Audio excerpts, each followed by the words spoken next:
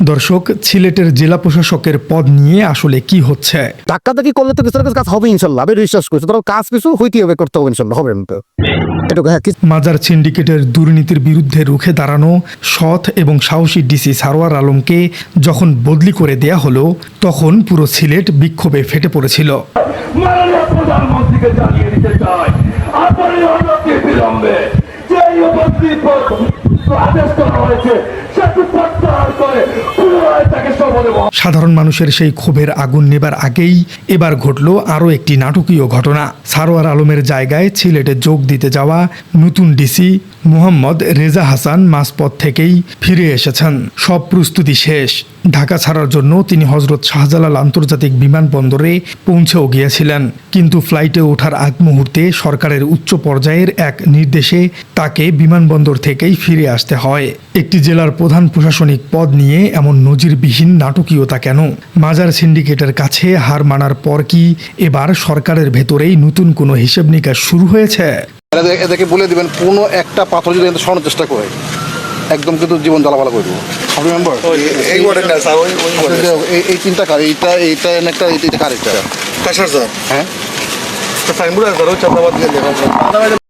নাকি সৎ ব্যক্তি সারোয়ার আলমের বিদায়ে সিলেটের মাটিতে নতুন কোনো অদৃশ্য অভিশাপ এসে নেমেছে? ঘটনাটি ঘটেছে গত বৃহস্পতিবার। সিলেটের সদ্য সাবেক ডিসি সারোয়ার আলমকে 21 জুন প্রত্যাহারের পর মোহাম্মদ রেজা হাসানকে নতুন জেলা প্রশাসক হিসেবে নিয়োগ দেওয়া হয়েছিল। প্রশাসনিক নিয়ম অনুযায়ী বৃহস্পতিবার তার সিলেটে গিয়ে আনুষ্ঠানিকভাবে দায়িত্ব গ্রহণ করার কথা ছিল। সেই অনুযায়ী তিনি ঢাকার হজরত শাহজালাল আন্তর্জাতিক বিমানবন্দরে উপস্থিত হয়েছিলেন, কিন্তু বোর্ডিংয়ের ঠিক আগে ঘটে যায় সেই নাটকীয় মোড়। সরকারের সর্বোচ্চ পর্যায় থেকে আসা একটি জরুরি নির্দেশে তাকে সিলেট যাবার ফ্লাইট বাতিল করে ঢাকায় ফিরে আসতে বলা হয়। একজন সদ্য নিয়োগপ্রাপ্ত ডিসিকে বিমানবন্দর থেকে ফিরিয়ে নেওয়ার ঘটনা বাংলাদেশের প্রশাসনের ইতিহাসে অত্যন্ত বিরল। এই খবর সিলেটে পৌঁছা মাত্রই সাধারণ মানুষ থেকে শুরু করে সচেতন মহলে শুরু হয় ব্যাপক গুঞ্জন। সবার মুখে এখন একটাই প্রশ্ন, তাহলে কি সারোয়ার আলমই আবার সিলেটে ফিরে আসছেন? এই ঘটনার পেছনের কারণ বুঝতে হলে একটু পেছনের দিকে তাকাতে হবে। সিলেটের হজরত শাহজালাল রহমাতুল্লাহ আলাইয়ের মাজার সারা দেশের মানুষের কাছে একটি পবিত্র স্থান, কিন্তু এই মাজারের দান বাক্সে জমা হওয়া কোটি কোটি টাকার কোনো সঠিক হিসেব বা স্বচ্ছতা ছিল না। যুগ যুগ ধরে একটি শক্তিশালী সিন্ডিকেট এই টাকার পাহাড় নিয়ন্ত্রণ করে আসছিল।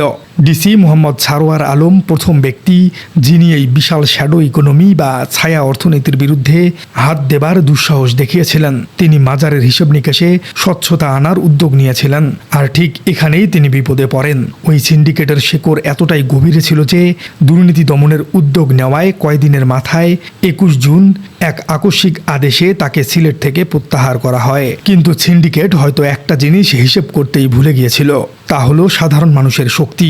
সারোয়ার আলমকে প্রত্যাহারের খবর ছড়িয়ে পড়ার পর পুরো সিলেট শহর যেন থমকে যায়। ডিসির বদলির প্রতিবাদে সিলেটের সাধারণ মানুষ, বিভিন্ন সামাজিক এবং নাগরিক সংগঠন টানা 1 সপ্তাহ ধরে আন্দোলন কর্মসূচি পালন করে। প্রশাসনিক ইতিহাসে এটি এক বিরল ঘটনা, যেখানে একজন সরকারি কর্মকর্তাকে পদে বহাল রাখার জন্য সাধারণ মানুষ রাজপথে নেমে এসেছে। দর্শক, তাহলে নতুন ডিসি মোহাম্মদ রেজা হাসানকে কেন বিমানবন্দর থেকে ফিরিয়ে নেওয়া হলো? বিশ্লেষকরা এখানে 3টি সম্ভাব্য কারণের কথা বলেছেন। প্রথমত, গণ অসন্তোষের ভয়। সিলেটে সারোয়ার আলমের পক্ষে যে জোরালো জনমত তৈরি হয়েছে, তার মধ্যে নতুন একজন ডিসি গিয়ে দায়িত্ব নিলে পরিস্থিতি আরও উত্তপ্ত হতে পারে। সাধারণ মানুষ হয়তো নতুন ডিসিকে মাজার সিন্ডিকেটের প্রতিনিধি হিসেবেই ধরে নিতে পারে। সরকার হয়তো এই মুহূর্তে নতুন করে কোনো গণ অসন্তোষ চাইছে না। দ্বিতীয় বিষয়টি হলো সিদ্ধান্ত পুনর্বিবেচনা। সারোয়ার আলমকে প্রত্যাহারের সিদ্ধান্তটি হয়তো সরকারের ভেতরেই একটি বড় ধরনের বিতর্কের জন্ম দিয়েছে। একটি দুর্নীতিগ্রস্ত সিন্ডিকেটের চাপে পড়ে একজন সৎ কর্মকর্তাকে সরিয়ে দেওয়া প্রশাসনের চেইন অব কমান্ড এবং ইমেজকে মারাত্মকভাবে ক্ষতিগ্রস্ত করেছে। সরকার হয়তো এখন সেই ভুল সংশোধনের পথ খুঁজছে। আর তৃতীয় বিষয়টি হলো সারোয়ার আলমের প্রত্যাবর্তন গুঞ্জন। সবচেয়ে বড় যে আলোচনাটি চলছে তা হলো সারোয়ার আলমকেই হয়তো পুনরায় সিলেটে ফিরিয়ে আনা হতে পারে। যদিও প্রশাসনিক নিয়মে একবার প্রত্যাহারের পর এত দ্রুত কাউকে একই কর্মস্থলে ফিরিয়ে আনা কঠিন, কিন্তু জনদাবির মুখে সরকার চাইলে বিশেষ আদেশে সেটি করতে পারে। দর্শক, ভালো মানুষের বিদায়ে কি প্রকৃতির কোনো অদৃশ্য অভিশাপ কাজ করে? রাজধানীর দিকে তাকালে অদ্ভুত কিছু সমীকরণ চোখে পড়ে। ঢাকা ৮ আসনের কথাই ধরা যাক। শহীদ ওসমান হাদির 0 আসনে নির্বাচন হয়েছিল। লড়াইটা ছিল তরুণ প্রজন্মের প্রতিনিধি নাসির উদ্দিন পাটোয়ারি এবং প্রবীণ রাজনৈতিক মির্জা আব্বাসের মধ্যে। নির্বাচনে মির্জা আব্বাস জয়লাভ করেন, কিন্তু অবাক করার বিষয় হলো নির্বাচনের পর 5 মাস পেরিয়ে গেলেও অসুস্থতা এবং নানাবিধ জটিলতার কারণে তিনি আজও সংসদে যেতেই পারেননি। ভালো এবং সৎ মানুষকে সরিয়ে যখন পুরনো ব্যবস্থা ফিরে আসে, তখন কি এভাবেই প্রকৃতি তার প্রতিশোধ নেয়? আমি সঞ্চয়, আমি ঘূর্ণি, আমি পথ সম্মুখে যাহা পাই যাই চূর্ণি, আমি তো পাগল ছন্দ, আমি আপনার তালে নিচে যাই, আমি মুক্ত জীবন আনন্দ, আমি হাম্বি, আমি ছায়া। সিলেটের বর্তমান পরিস্থিতির সাথে অনেকেই এই ঘটনার এক নতুন অদ্ভুত মিল খুঁজে পাচ্ছেন। অনেকেই বলছেন সারোয়ার আলমের মতো একজন সৎ মানুষকে যখন অন্যায়ভাবে সরিয়ে দেয়া হলো, তখন সেই শূন্য স্থান সহজে পূরণ হবার নয়।